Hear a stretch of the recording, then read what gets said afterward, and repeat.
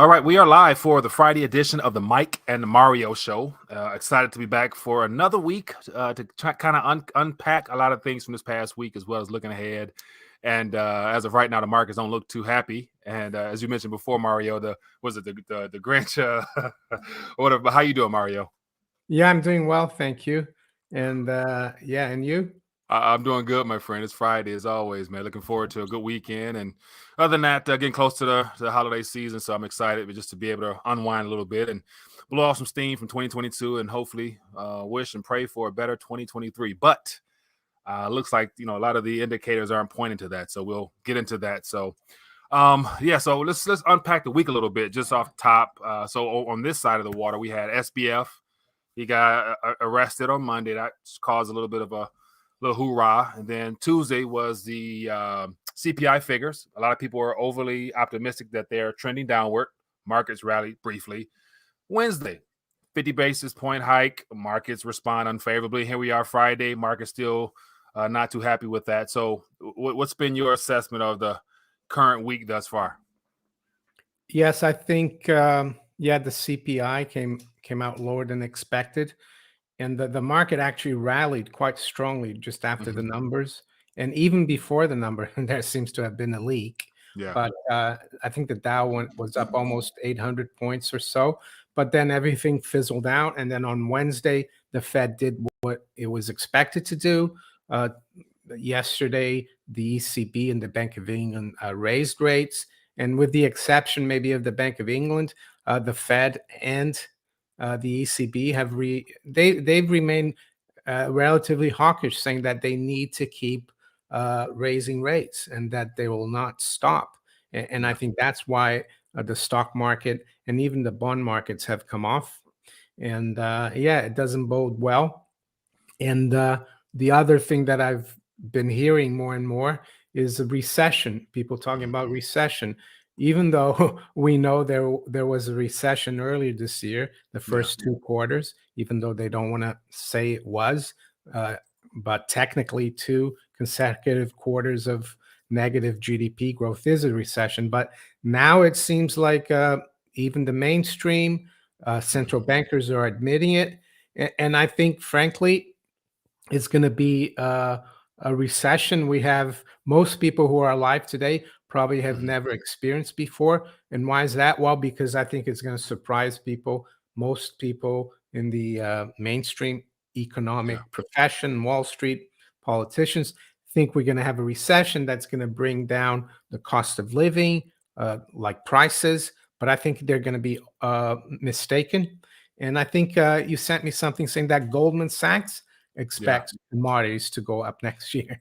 And for once, I agree with them. So, yeah, it's going to be, I would say, the mother of all recessions if it doesn't become a depression.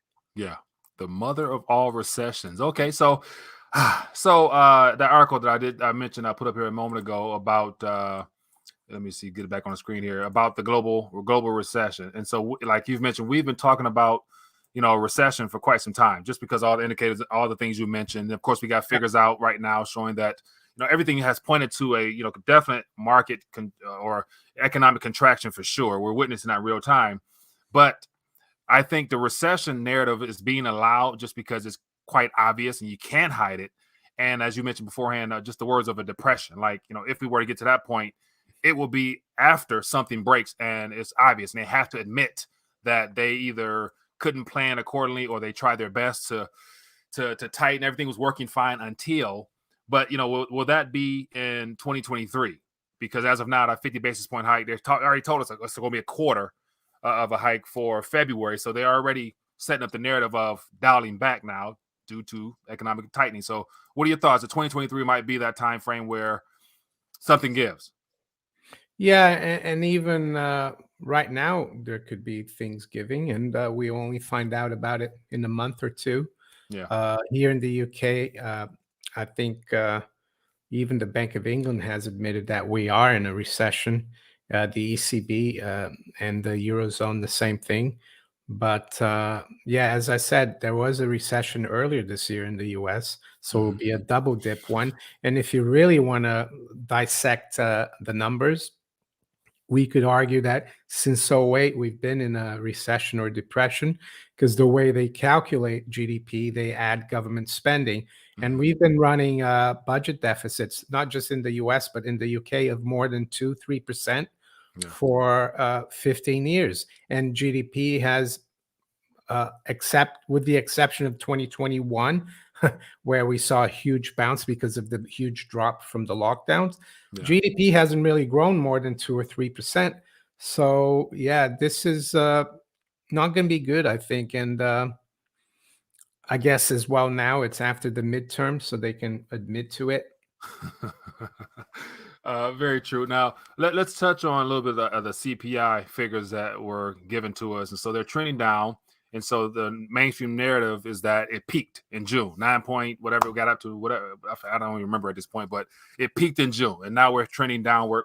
And so there's 2 or 3 graphs I want to share with you guys about shocking projections based upon what happened in the 70s. And so I'm not too well versed on the 70s, wasn't around then, but try my best to do a little bit of historical view, analysis. But I want to share with you, and of course, Mario, get your take on this. And we talked a little bit beforehand, but this is one of the little overlays of today's inflation figures in comparison to 1970s. And so as of now, with this downward trajectory, it's being labeled as just the first wave of a Yeah. extremely high CPI figures. And if that is the case, whether or not this is somewhat accurate or not, the numbers are still extremely low. If this is Oh, still what we're in. well, the thing is, a lot of you guys watching and you as well, Mike, know about shadow stats Mm-hmm. and how they calculated CPI up until 1980. So we actually would be even higher than it was from 72 to 84. So Right. yeah, we might drop with this CPI that doesn't count much, and we could go down, to 4 or 3% and then rebound. Yeah. But I've read something, and I've seen, you've probably seen it as well, that people have gone through the data historically in the last 300 years. Every Mm-hmm. time CPI goes above 5 or 7%, it takes like 10 A years to get decade. back Yeah. to 2. So I think the same people who were saying that inflation or CPI was transitory early last year, they're going to be wrong. He Uh-oh. administration selling the strategic petroleum reserves, and it's made energy prices look lower. But I think food and shelter, like Mm-hmm. rents, are still pretty strong. There's still a lot of big components. That's why the CPI in the US looks less than the one in Europe. We had CPI for the Eurozone today was above 10%. Yeah. So it's like what they've done with the CPI is like management of perception. It's like putting lipstick on a pig, or like someone that's overweight instead of going on a diet, they do liposuction, and Mm-hmm. but then they gain it right back because they start eating again. So yeah, the liposuction is selling the strategic petroleum reserves to make oil look cheaper, I Mm-hmm. think. Mm-hmm. Right, and that's the thing. Like as of right now, we're at what 30-year lows right now, and with the expectations to be able to fill that back up. But what if it doesn't work out the way they want it to?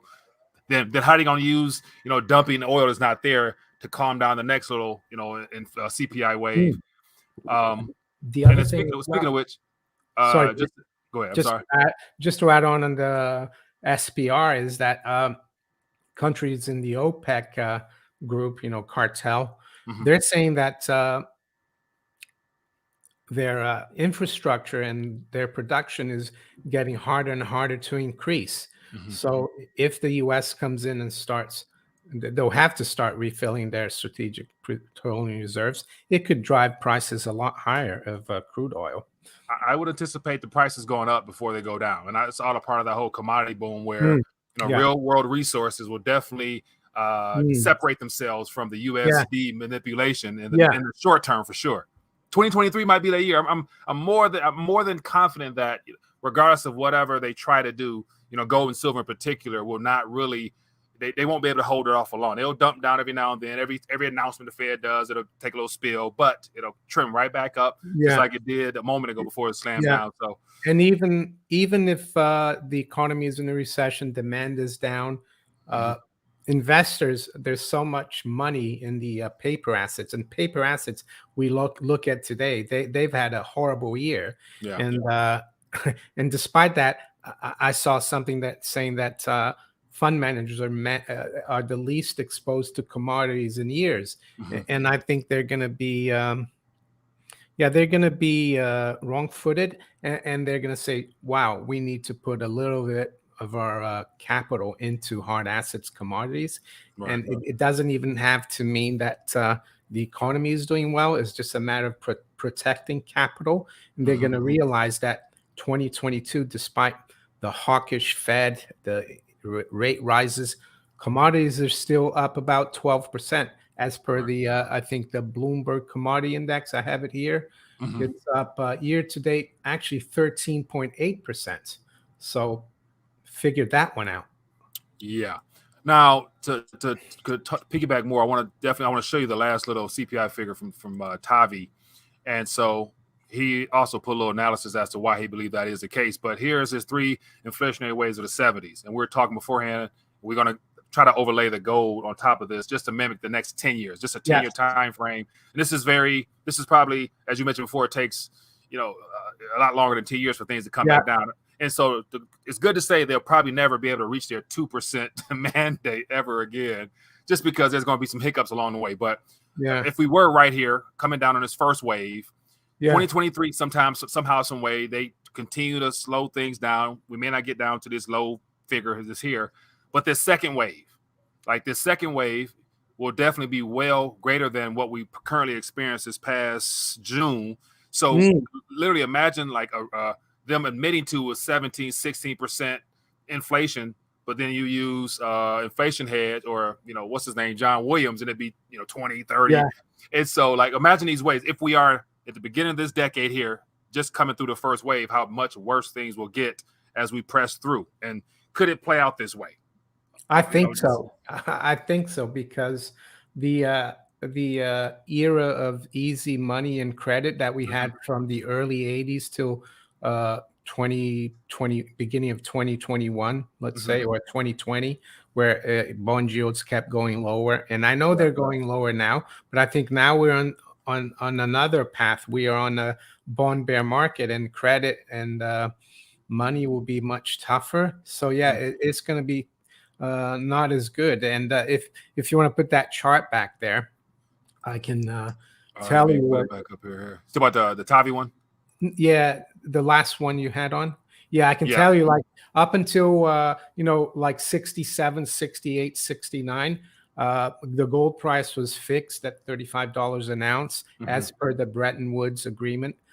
But in 68 was an important year because the major European and North American countries, US, Canada, G7, so to speak, they had something called the London Gold Pool because the gold price was getting very hard to keep pegged at 35. Hmm. But in 1968, France said, "Oh, we give up on that because we think the Americans are inflating."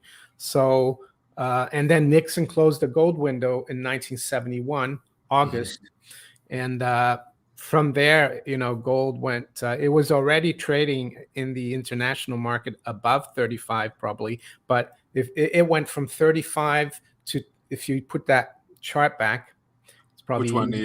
Let the me. one you just had there. Yep. It went from 35 there at the bottom of the first wave Hmm. to 200 at the Hmm. at the top of the second wave. Right. So, and then when you had that, so you could argue that it could go, and that was 35. It's almost six times. So Hmm. we could argue that 35, gold, 200. Yeah. yeah. So, and then it went from 200 down to like 102 Hmm.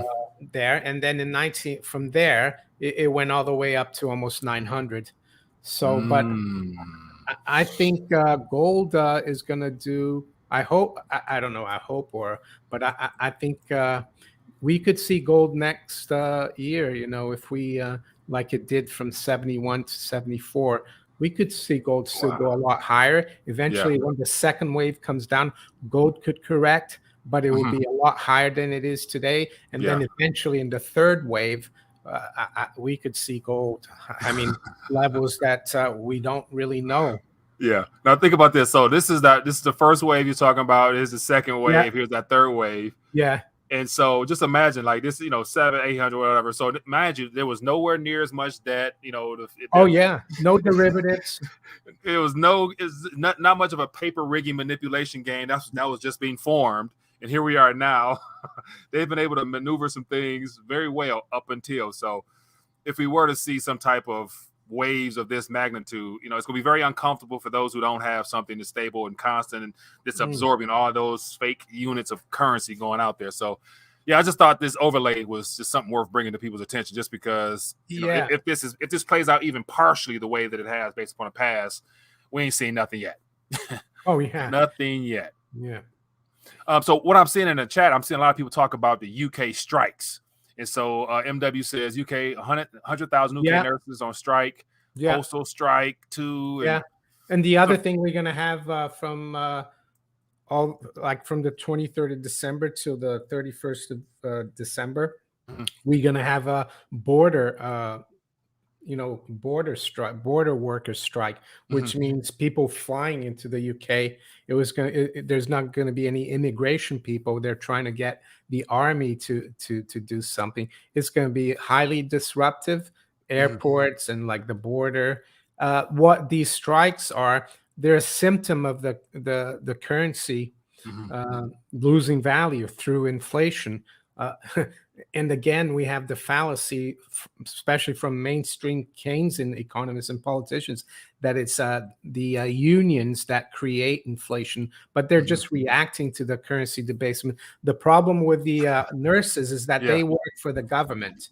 The Mm, NHS is a government entity, public yeah. sector, and the government is so big now, they spend more than 50% of GDP. So if the nurses want a pay rise, that's going to have to come from more borrowing by the government Mhm, and more uh, spending by the government. That's going to be inflationary, but it's not really that has caused the inflation. Is the mhm, fact that they've been doing QE and deficit spending for almost 15 years, that all that money printing during the lockdowns, that's what ruined everything.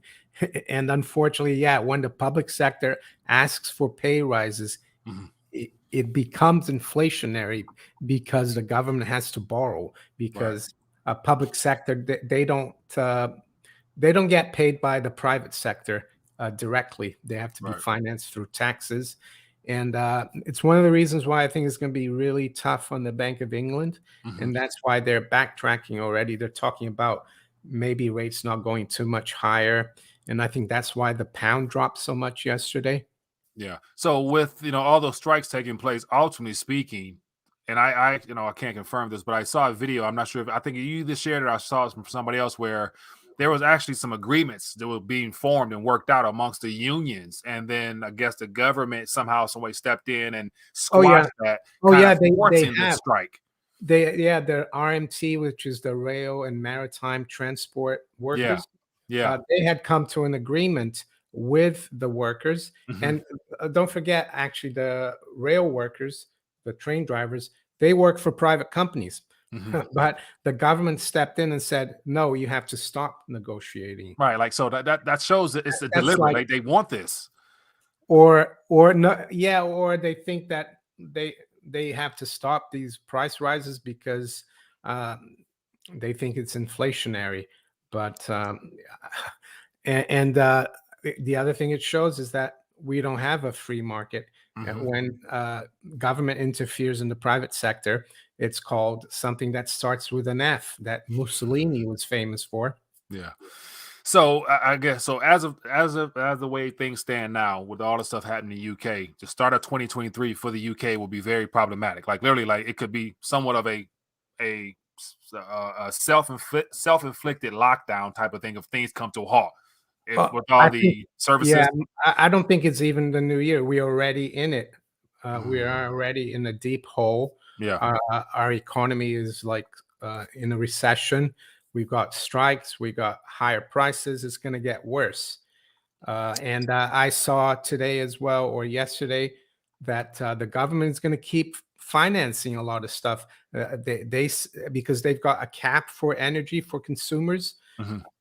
for until I think 2024, and for businesses they're supposed to lift that cap next March, but they're going to continue to help all companies in the UK with their energy bills. Well, that's going to be more and more deficit spending. It's really yeah, It's a it's tragedy.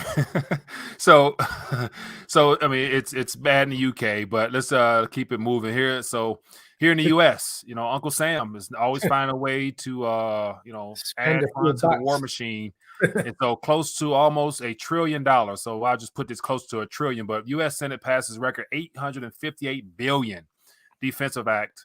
And we're broke. We're tapped out. All central banks or all governments are already beyond broke, but yet they're still finding ways to pump out currency, which will be problematic in the near future. But just a little bit here, it says U.S. Senate passed legislation on Thursday, and it says 45 billion more than proposed by President Biden, rescinding the military's mandate. So they took away the mandate for the military. Yeah, Okay, sure. but what I read as well is that they were asking, I think the Republicans asked for that, Mhm. and they wanted also to compensate a lot of the military people who were sacked because of that, Right. right? They wanted to pay them back, and they didn't agree on that though.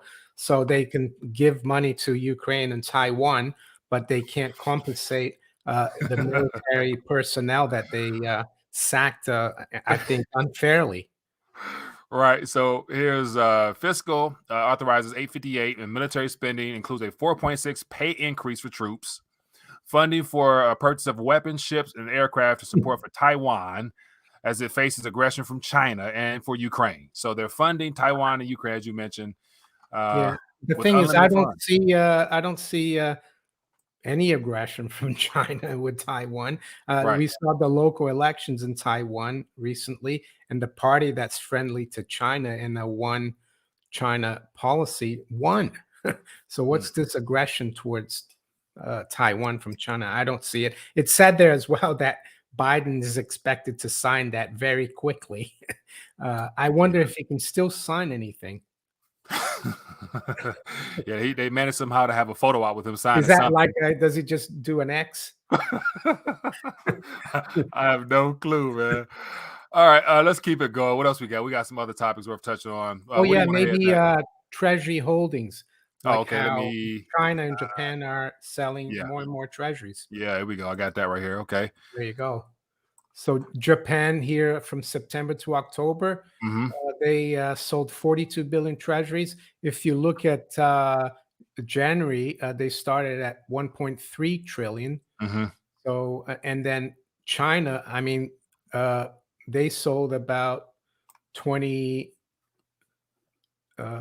24 trillion, Mm-hmm.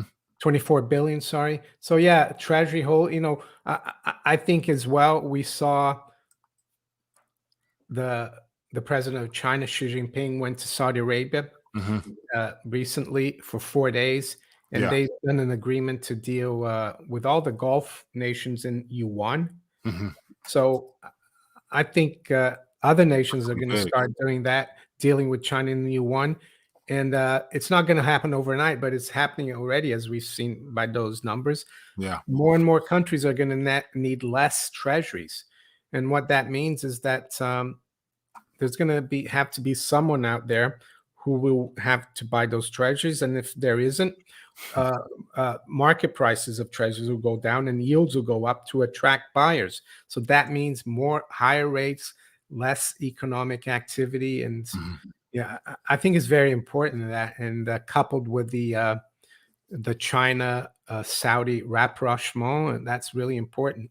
Yeah, yeah. So it's going to be a continual bleed off of them trying to get rid of debt without making it look so obvious, as if Mm. like it's an outright selling of those treasuries. And of course, so the biggest question is they're slowly but surely bleeding off treasuries, and are they looking to, I guess, invest in their those, like, so a lot of that used to be, I think, for the the Silk Road initiative and all the funding and Yeah, after I that. think they're still doing that. Yeah. and also maybe infrastructure projects in Africa. Hmm. I saw that China helped South Sudan build a motorway or highway, like 300-kilometer highway in South Sudan. Yeah. Doesn't seem like much, but that country is quite poor. I think they don't even have a central bank. Right. So China is actually there helping, and I think they want to be involved in other countries. Some people will call it colonialism, but I spoke this summer to a Uber driver who was originally from Kenya, and he said in Africa they actually welcome the Russians and the Chinese because he says they invest more in the infrastructure, Mhm. unlike the Westerners who go there just to get the resources. Yeah. They go there to loot and steal. And also, some of the selling of those treasuries to support their own currencies.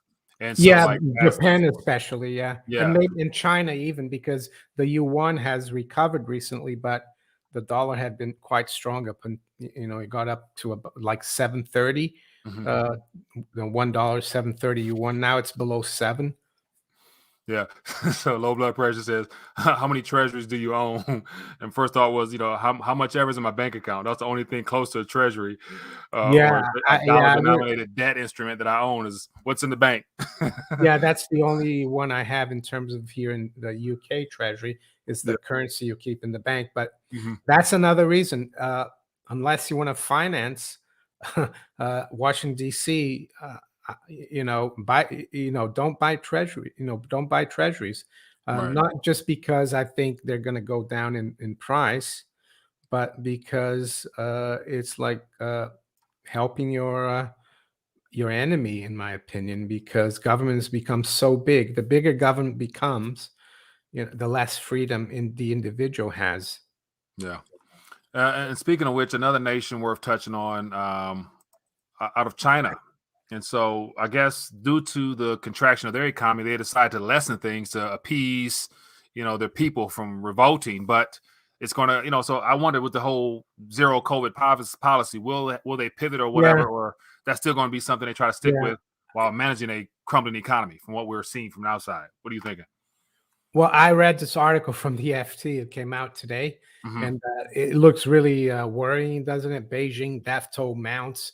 But Yeah. if you really read it, it's a few people in the hospital that are dying of the complications related to COVID.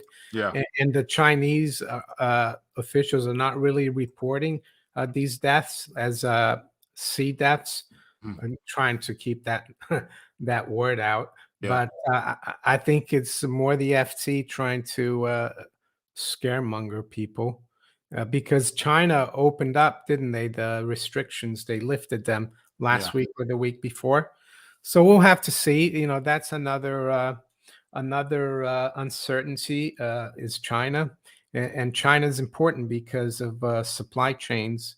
Uh, we still buy a lot of stuff from there, not Yeah. just finished products, but also intermediate products that are used for making finished products here or in the US. Yeah. Yeah. Now, one of the Rolf more, Steiner is look at what Rolf Steiner said. what is that? Russian flag is the flag of freedom and liberty in Africa. Because the American flag against the U.S. and America. Yeah, like so, all the nations that the U.S. has basically colonized, terrorized, raped, and everything in between, they're becoming they're budding up easily. And one, Yeah. everybody's applying for the BRICS Plus. The It's thing like, is, America was in Afghanistan for 20 years.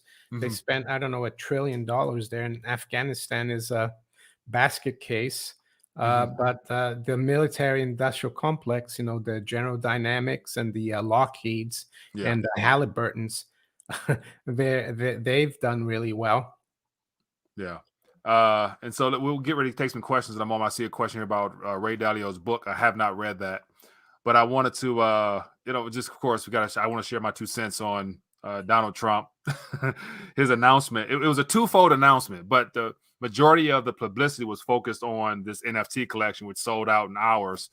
And so I'm not sure if you had a chance to watch his other video, the one that did not get any press, but it's basically him talking about when he's reelected in 24, he has a freedom of speech act or something like that he's going to roll out. and he basically gave his playbook as to how he's going to take away all the left's attacks on free speech and censorship and stuff like that, and just do away with it. And it was real cocky in a sense, but I'm thinking like it's such a distraction because 2024, in a sense, that election is so far off. And the Yeah. chance of him actually being able to get a second term is not Yeah. possible. Like they're going to make Why? sure they're going to do everything to make sure he doesn't see the light of day in the White House ever again, in my opinion. So Yeah, I would say that Ron DeSantis has a much better chance of getting elected as president, not Donald Trump. And I saw recently that DeSantis has opened like a kind of a special investigation. tribunal in Yeah. investigation for the state of Florida for the those people who produce that juice. Yeah. So I think that's good. I think that's a good thing. And unfortunately, unfortunately for Trump, I think he's counting his chickens before they hatch there. And just from that video alone, it's about 8-minute video, and he's talking as if like it's already written in stone. Like my second term, when I get back in the first day, I'm thinking like just it's too far in the future to even begin to think about that. It's possible, but I think DeSantis will give him a run for his money, especially based upon outcome of this investigation. Like if this gets some traction, shines more light on how dangerous all that stuff is. Because 45 actually pushed for those things. It was all his signature, whether he was and duped or not. And he was like, so I'm sorry, people. he pushed for the PFZI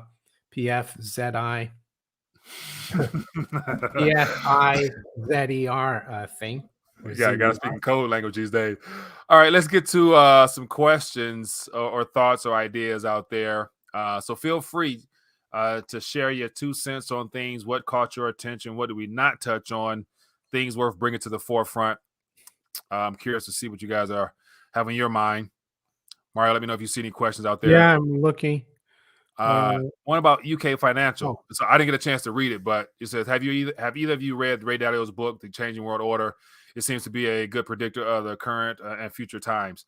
I have not read it, but from the video snippets I've seen, and also knowing well before that book was released, that Ray Dalio has already shifted towards the East. Like, I think he already has plans on helping and being a part of this great reset to where he's telling us something that he's a part of. So I don't trust him one bit, even though what he's predicting is quite obvious. But Ray Dalio, I mean, I think this is nothing new about what's happening now. If you've read The Fourth Turning, which is a very good book.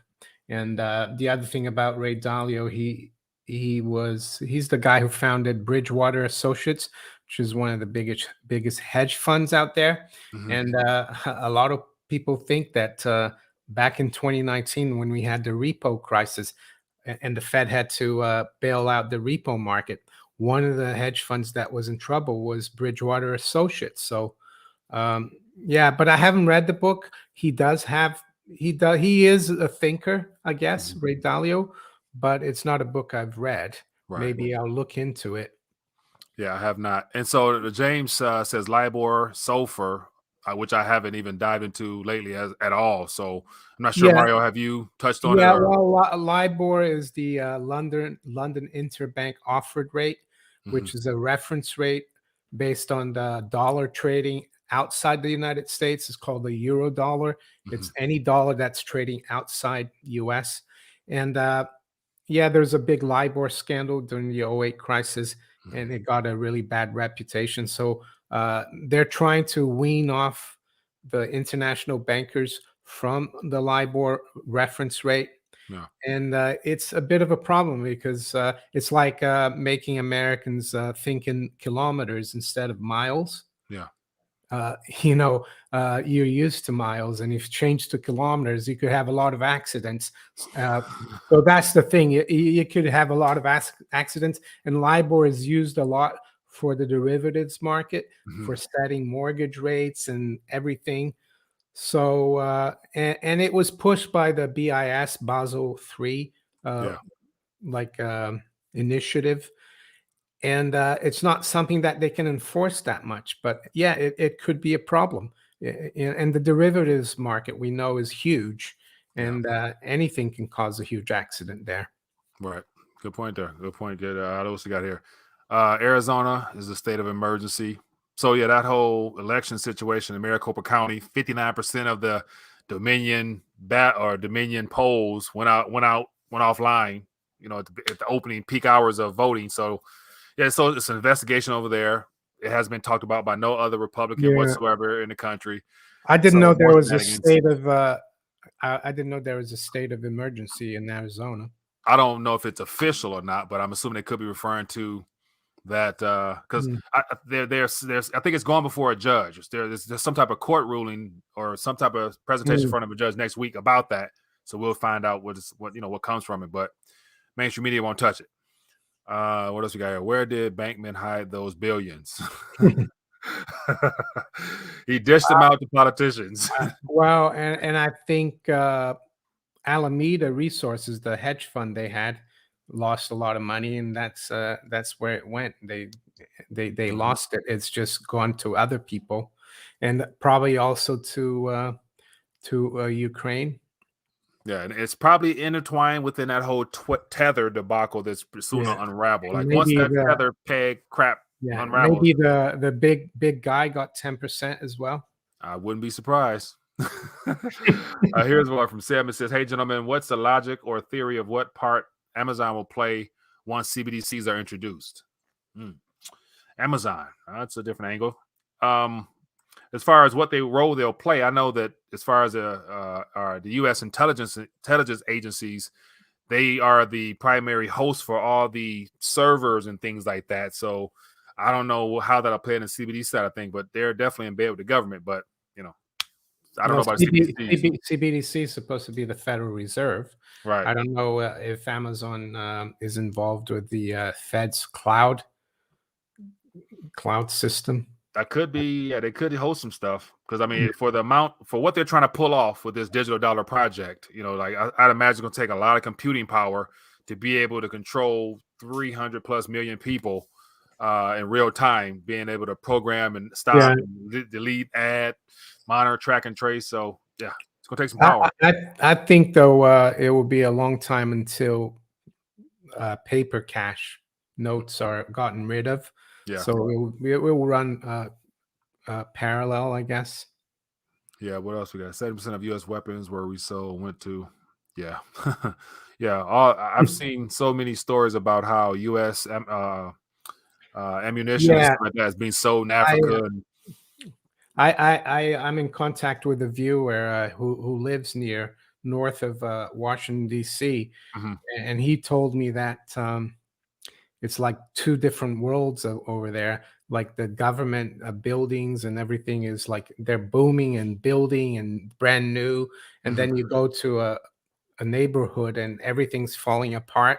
mhm, So that's a symptom of all that, those trillions going or billions going into the military industrial complex. It yeah, hurt, it helps a few people, but there's no help for the public. I'm not saying that I believe in socialism, mhm, but when you suck the capital out of the public through inflation, that's what it does. yeah, yeah. That is 100% true. What else we got here? Since Plan Movement hasn't. Let me see. I don't see any more questions. We got 38 minutes. What else? So looking ahead, we have a couple weeks left in December, and doesn't appear to be any type of hope coming for the markets. And so, do you figure we're going into 2023 in a very red fashion, and we'll expect more of that? Any type of relief rallies that could be coming for the foreseeable future, based upon whatever might be out there. Well, as I look at the markets right now, the Dow is down another almost 500 points. And in the new year, I would expect maybe because that's what fund managers and people do, investors, they'll probably buy because it's the beginning of the year. Hmm. And but I think this year is going to be remembered as a really bad year because the whole concept of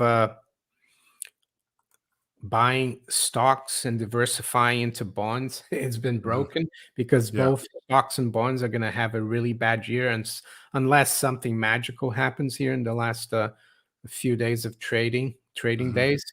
So yeah, I don't know. It's difficult to say. Yeah, we could continue going lower in the stock market. I think it's going to be a tough next few years for investors, especially in the made in the stuff that's been going up since '09. Mhm. I think like the Nasdaq went up 16 times from bottom to high. Mhm. So it's a huge, I guess it's the everything, not everything, but it's the paper bubble Right. unwinding.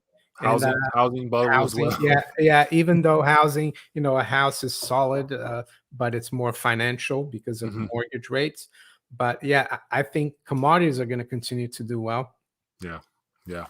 So that's always a reminder to get your weight up, people. That's basically Oh, the level of importance ever before. there's a question here, Mike, from What we over got here. Have you guys ever wondered what over your here. ESG score is? No, over here. I've got no interest in that because I don't believe in this ESG agenda, and I've Sure. noticed that a lot of U.S. states like Texas and Florida Mhm. are like getting away from it. They're like Right.